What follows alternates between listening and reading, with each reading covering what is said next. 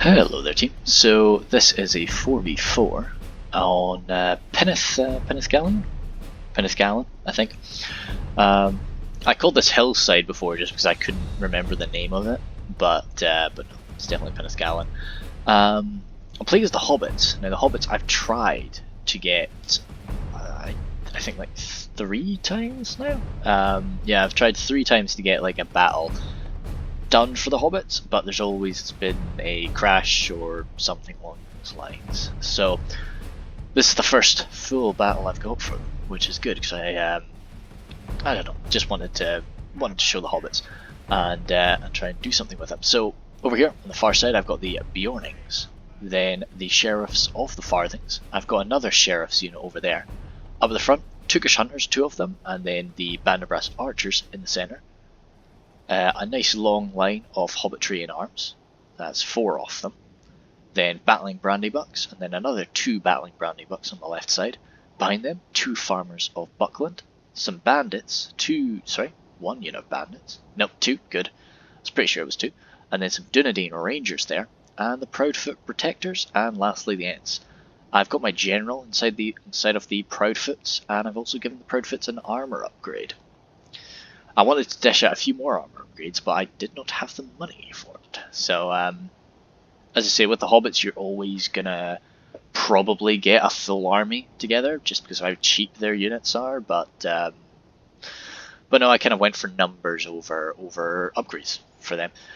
To my left, we've got MP Bigger Me, and he's got some Urukai Archers. Interesting formation, but as I say, it's just to form up these stakes. I'm sure he'll organise himself differently when the battle actually begins, but that's 3 units of Urukai Arch. Actually, sorry, 2 Archers, 1 crossbow, and then another crossbow there. It does look kind of cool, actually, this like sort of stake little formation that he's got there. The Dunlanding Clansmen, 2 of them. 2 Berserkers there, an armour upgrade for them. Actually, yeah, an armour upgrade for those Berserkers, cool. Then Warg Skirmishers in the back. Some Nazhai. 3 of these pikes here, and another unit of clansmen. Sorry. Oh, I didn't know clansmen could get an armor upgrade. Interesting. Does make them look a bit more sturdy, but well, I don't know if it would do much difference. Well, I mean, it'll do something. Urukai Reavers there, and then the Guards of Orthanc. Not where he's got his general today. He's got his general in the Nazhai. Looks like it. Yes, yes, he does. Then behind them, another unit of Warg Skirmishers. On their side there, Thick Dick, playing as Mordor. We've got Melkor's Chosen, some Sauron's Will, Orc Javelins, Moranon Infantry line, mixed up with some Moranon Halberds. Okay, cool. Then Orc Javelins there, some Temple Executioners with his, nope, not with his general. And, oh right, oh that's kind of cool. Oh, not an armor upgrade for the Temple Executioners. Right, wow, I got surprised by that there, just because you always see them with the armor upgrade. And, okay, cool. Then the Nazgul, we'll set Nazhai. Then Orc Maulers, Temple Inquisitors there. No armor upgrade for them either. And yeah, okay, cool. No, oh, and the old guy, I was about to say no trolls, but no, they do. Then, Lothlorien by Stewart of Dale is our last teammate, with his mounted company, some Riders of the Golden Wood, some mounted companies over there on the far side, some Lorinand warriors, Eldar Council, some Axemen, 3 of them, the Kindred up front, and the Lorinand archers in front of them, 3 of them. Actually, sorry, yeah, 2 of them. I was just looking at them strangely. So, yeah, plan for here. I start on the furthest right, on top of the hill. And I didn't really, although I would normally form much closer to my ally, I didn't want to sacrifice the high ground. I wanted to at least challenge him on it. But I also didn't want to deploy right here, because then, say, if Rohan had deployed right there, I can't get there in time. So I felt this was a sort of happy medium, and you know, if he does deploy there, I can shift around, form up here, or if he deploys there, I can quite easily wheel around. I'm not too far from either option. And yeah, apart from that, yeah, Hobbits wise, I'll probably talk more about the Hobbits at the end of the game, but while we've got that time here, I'm not as big a hater of the Hobbits as many of us are in the community right now. I definitely understand that hatred though, and from a lore perspective, because I know, you know, we create like Reforged is for balance much more. So if you want like a more not loyal, if you want a more lore friendly experience, you know, that's for DAC if you really want that. But you know, this is made for a balanced game, and unfortunately, lore has to take a few steps back. And but I do get why a lot of people are a little bit upset about the idea that, you know, hobbits are going toe to toe with very really quite elite forces and coming out on top a lot of the time. So it's fair. You know, that's a fair criticism. There's nothing I can. There's no counter to that I have. But in terms of just an absolute gameplay standpoint, I can definitely see, you know, the way that Umad kind of explains it is they're just very. Actually, I can't remember. It's I think it's just they're very very tricky. And yeah, I can agree with that. Like they don't really have any. There's no really easy way to counter them, and which is fair enough. And everything has AP. Just about, yeah, like as we're looking here, you know, this whole Hobbitry and Arm line has AP. The Battling Brandybucks, of course, bandits with their javelins, Ents just being absolute machines, and the farmers of Buckland as well. What I would love is if I could give my men an armor upgrade. Now this is, of course, Hobbits have just come in, so this is, you know, but I would love it if I could give a lot of units an armor upgrade, kind of take them out of this general Shire attire and put them into some like hardened leathers or chainmail or something like that, just to give them a more warlike appearance or battle ready appearance, instead of the militia appearance that they have. That guy just became dirty there. Okay, good. Yeah. So, but that's for another time. So up the front and engaging me, I have Rohan, played by Grizzly Fox. So he's quite far back from me, but you can see he's played over quite a large formation. So I will be grabbing my men quite immediately, sort of trying to secure that high ground. So we've got the Eastmark Spearmen on his left, Westmark Infantry, Eastmark Axemen, Eastmark Axemen. Yeah, long line of Eastmark Axemen there. Then the Eastmark Spears, 2 of them there. Behind them, some Shield Maidens of Rohan, 2 of them. Helmingus, Westmark Infantry, the Sons of Aeol, and then this beefy squad of Cav. Riders of the Fold, 2 of them. Then Riddermark Skirmishers, Riddermark Cav, and the Air Red of Aldburg. So not really an exceptionally expensive cavalry force, but a lot of numbers from them there. And a substantial infantry force too, which I think when you're in a group battle, I think it's always good to bring some infantry. Then we've got Aguilar to his side, up in front, some Belagar archers already opening fire. Nope, they're not. Yeah, no, looks like it. It doesn't say, it says they're marching, but they are opening fire. And then the Romena. So he's playing as Numenor, of course, because I didn't say that. Seafarers of Nendamos. The Romena Bowmen. Romena Spears over there. Some Sentinels. Some more Spears. Some Infantry. Some Faras and Nobles. And the Spear Cav there. So there'll be a lot of stuff hidden around these trees, but yeah. Then Dale by Tommy, so he's got the Earls of Dale there. On the far side, Dalian Cav, more Earls of Dale. I love him. I really do like Earls of Dale. Some Lake Town Pikes mixed in with the dismounted Earls of Dale. Then the Dalian Bowmen in front of them. Some Bardian Marksmen and some more Bardian Marksmen. I always see Bardian for some reason. And then civilians up front. Then lastly, the Dwarves of Khazad-dûm by Bot Lud, or Lud.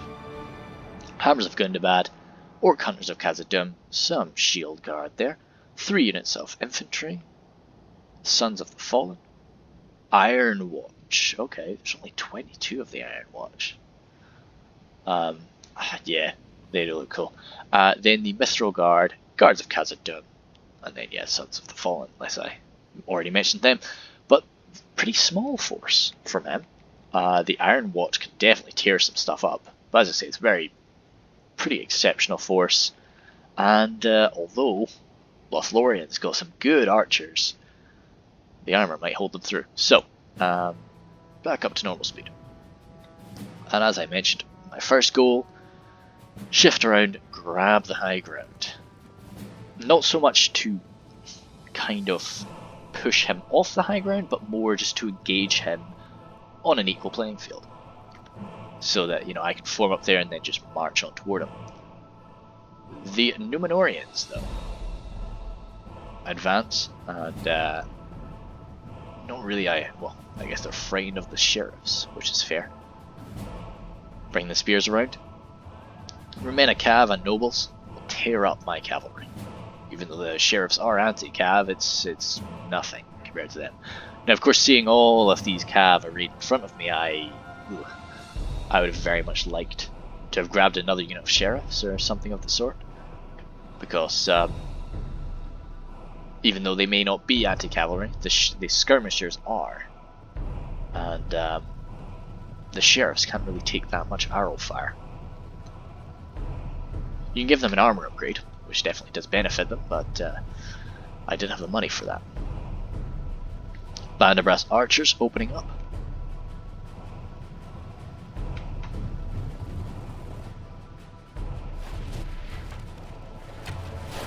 Unloading on these Riders of the Fold.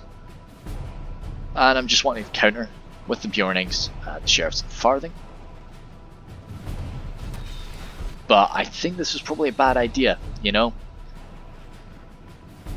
Should have just let my archers deal with it, really. You know? Worst case scenario, I lose a few archers. That's better than losing Cav, I feel. Yeah, so that's, yeah, you can see the amount of Cav I lost there. That's, yeah. Shouldn't have taken the bait. Should have just held my line and fired off arrow after arrow out. Bjornings, I guess, just had a good opportunity, but you're seeing how many shots they're taking. Yeah, this is not smart from me here. You're always seeing Bjornings drop it. Yeah, that whole situation could have been handled by my archers. This is exactly what Grizzly wants from me, and I'm just sort of playing right into it. Just deal with my melee cavalry right now before his cav even show up on the field.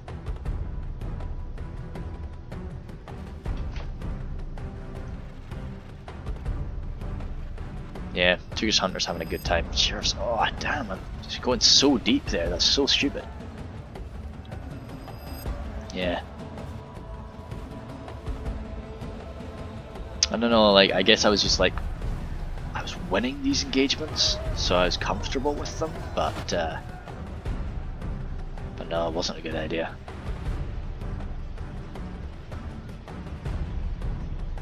Yeah, I went for a quick charge against these Belgar archers as well. They just went too close, and I think it went okay. I got quite a few kills there. But that's where it would have been much better to just have the Bjornings to roll right on at them. Slowed down a bit, because it's just sort of a bit of a skirmish engagement up with us for a while. Urukai archers, I did expect them to sort of change this, because the issue with this is a lot of these guys are firing up and over the other squads. Yeah, you're seeing this guy here. It's nowhere near as bad as I would have expected it to be, but it's still, I would have maybe tried to straighten out that line. You see, he's just concerned about Rohan to his right. Warwick skirmishers tackling these. Wow, those Earls of Dale got minced. I guess they just received a lot of javelin fire. Big cav engagement over here. Ah, the Melkor's chosen. I see. Earls of Dale are great, but you know they're not going to deal with that. A lot of the yeah. All right, let's see. So it looks like Thick Dick went for a charge here, which is kind of Sauron's will destroy them here on this flank, but as for bulk of the front line, they're definitely winning. Olakai are damn. This was a yeah. They went straight for it. Countering the Rangers, which is very important. These Dalian Bowmen will rack up some kills. Yeah, this is just Tommy and Thick Dick just removing each other from the game as quickly as possible. Templar Inquisitors managed to get around the back. Nothing to really deal with them, apart from just sustained arrow fire, which is really the only choice. Over here, Lothlorien has actually advanced, which is dangerous, but can certainly work. AP from the Lornand archers, not warriors, sorry. Totally surrounding the shield guard. Staff masters will be able to take their attention for quite a while. Cav, they're just waiting for an opportunity. Could be coming around hitting this infantry, but definitely doesn't need to right now. Definitely very focused on his front line. Hammer is just getting thrown around, stopping their advance. Because they're going to be coming in for a flank here, so yeah, if a few of them are just getting tossed around and knocked over, then it's just holds them back for a few seconds longer. But Lornand Mounted Company could definitely do with a quick charge. And yeah, so things are definitely a lot more intense on this part of the field than over on our side, where we're still sort of engaging in a skirmish fight. The Air Red, they managed to get stuck in. Killed a lot of my Turkish hunters, but I did. Ugh, that looks pretty bad for me, actually. The enemy are badly bloodied. They have lost half yeah, their dang. men. No, I guess I didn't counter that as well as I thought I did. But still, sheriffs getting stuck in should hopefully hurt them quite badly. We're winning a bit. A few of these hobbitry in arms dancing around, just stabbing away. Eastmark infantry charging up. Eastmark spearmen, sorry.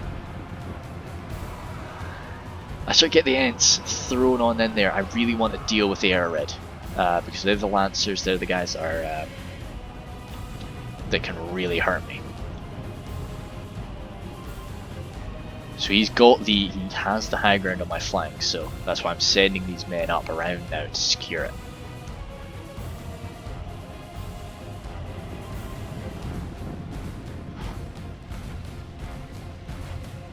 What am I targeting here? Yeah, generally I think I just had them on fire at will right now. Ooh, I don't know, you could have probably... Nah, I think just better off fighting what they're fighting. Isengard, happy enough holding back. Got a lot of crossbows, got a lot of archers. Needs to make sure he uses those.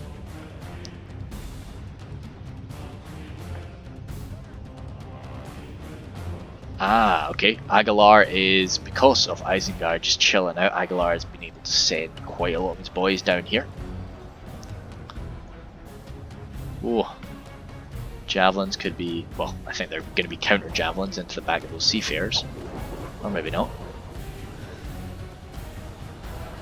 Yeah, so it does look like Tommy's gotten some control here. Especially with these Numenorians coming to assist him. Melkor's Chosen will make those Remenicav pay. But over here, it seems like the smaller force of dwarves, smaller, more elite force of dwarves, has not really been able to beat the elves, especially with these, you know, with the Mounted Company and the Riders of the Golden Wood just sort of running free around their lines. I didn't get to see the. Nah, there we go. Cool. I was just about to look out for the Iron Watch, because they could definitely tear some stuff up. Unless they're possibly out of ammunition. They're getting oh, dang. Right, they were running away from Mounted Company. The enemy general lies dead. Looks like the Nazgul just managed to take out Dale's general. Enemy general lies dead. And that's the Dwarven general taken out. So yeah, the Iron Watch if you're careful, you can hope the Iron Watch just never get to fire now. I like how they carry those, that's cool.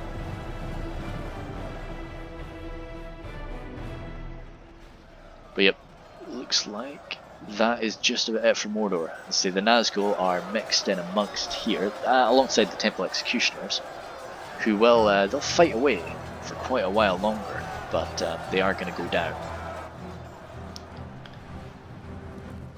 And Isengard is starting to move up, because he doesn't really have an army in front of him now.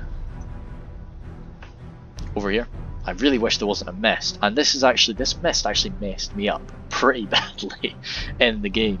I get around behind this front line, counter his axemen with mine. I wanted to bring them to the back of those, but he started to charge on down. Bandits unloading their volleys down at the Westmark infantry. Farmers are buckling there.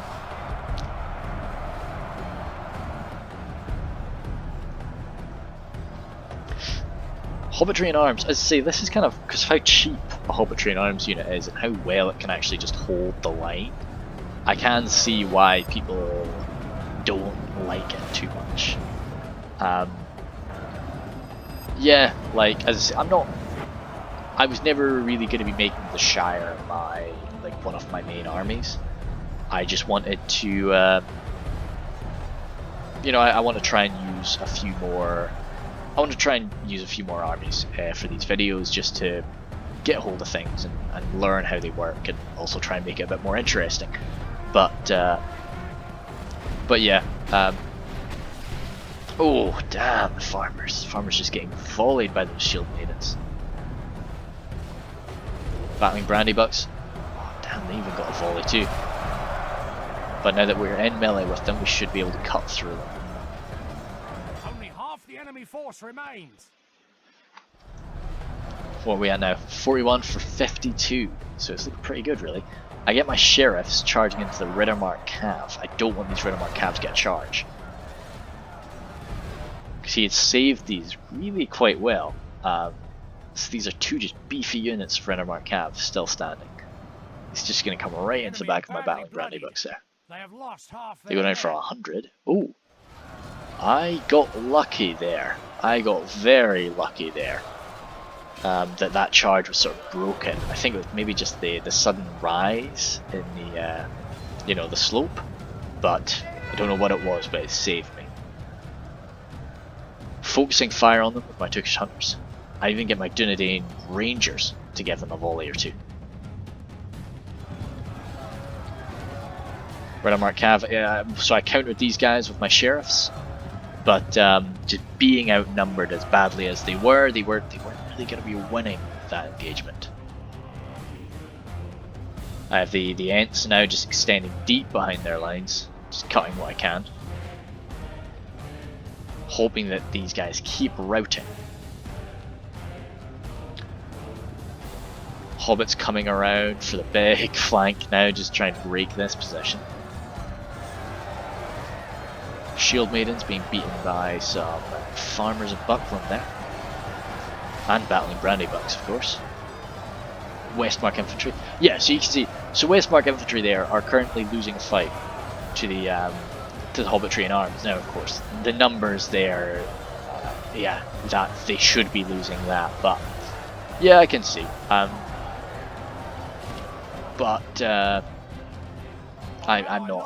really bad when it comes to game design. I know very little about it, so I don't really know what's fair. Dunedain Rangers, get me a few volleys. Oh, they are broken now. Good.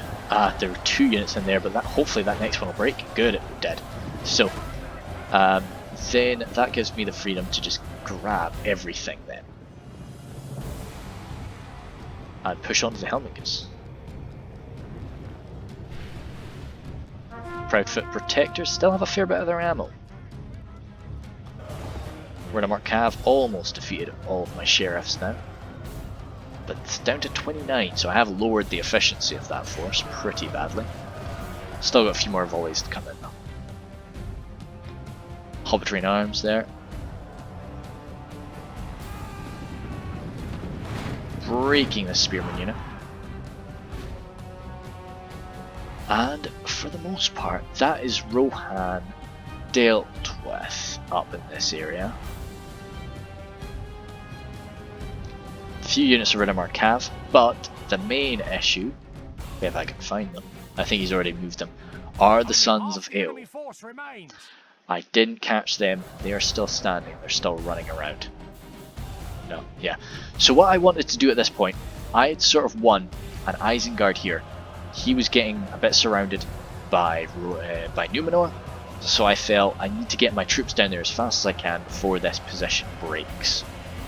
Because this is a winning this position, I need to counter these guys. So that's what the Ents are running toward. As for the rest of the battlefield, slow down for just a little bit.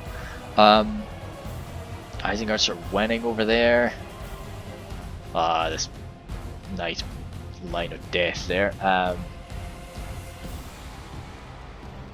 The dwarves really able to hold out, but starting to break here and there. This central position is still under dwarven control though. Lothlorien really doesn't have too much remaining after this fight.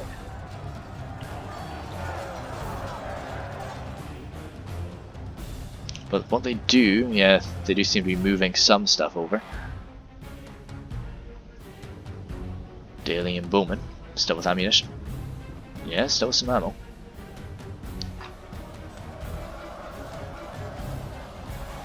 Farazim Nobles, still really nice and healthy. Sentinels, still pretty healthy.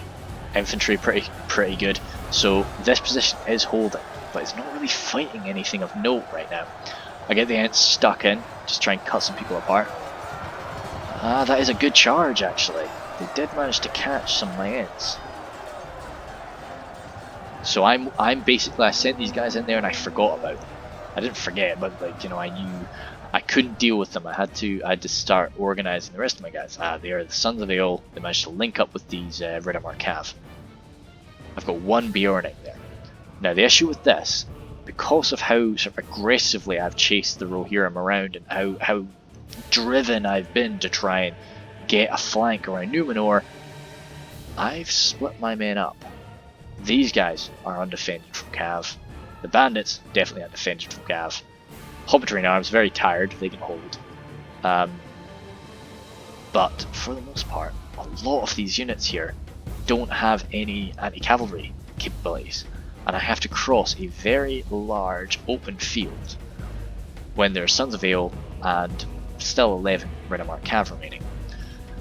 Here, what I should have done is reorganize my forces. Again, like what happened in that dwarven fight that I did recently. I should have just stopped, slowed down, and gathered my men together and then advanced. Whereas, you know, instead of what I do is I just try to get there as fast as I can. You see these bandits are out in the middle of nowhere. I try to assist them with the sheriffs, but the sheriffs can't do anything against this. So with one quick charge, he is just deleting my units with these Sons of Ale. Only half our force remains. So it's must be down to half my number now. The Ents still here, but not got too much juice left in them. As I say, if I should have grabbed these guys and had them specifically target the Rumena Cav. Some Uruk-hai archers back there. Could probably be doing better targeting the Seafarers or the Cav. But they might be spotted now. Yeah, the Sons of Ale are coming in. Ridamar Cav spotting my Dunedain Rangers. I get a quick volley off. And then I just throw myself in to try and hack and slash. Bjorning coming in to try and help finish them off.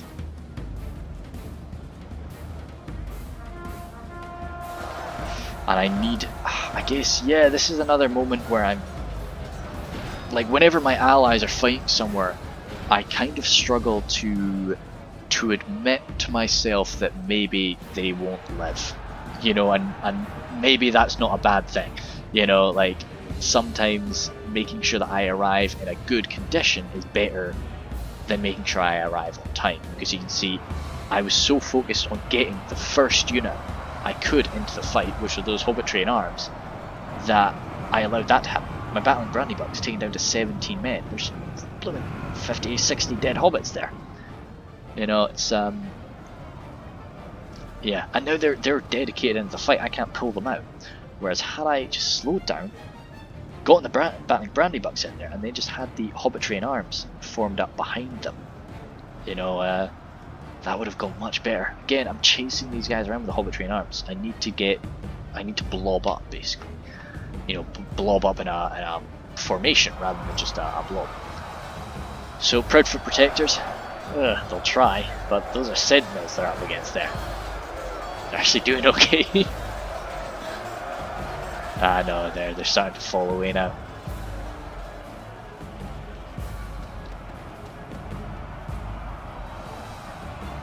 So the Remena Cav, nice and armoured up.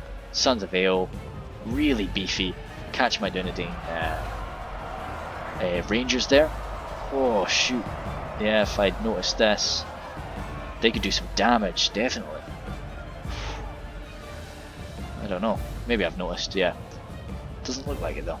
Yeah, they could have killed another 1 or 2 unit models, I would have said. Hobbit train arms running forward again, everything just trying to get down there now. You're seeing my men starting to rout off the field. Trying to back up the Proudfoot Protectors. But again, they're doing well in that fight. I don't think they need support. What I should have done was formed up behind them so that they couldn't get rear charged.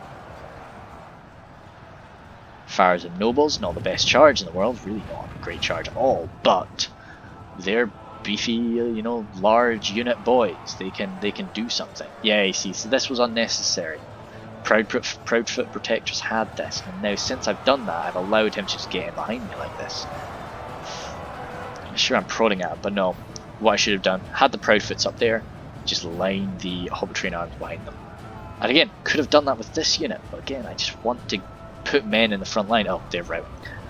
Band of Brass Archers. Smashing away with their maces. Not the best anti-cavalry weapons in the world, but it's something.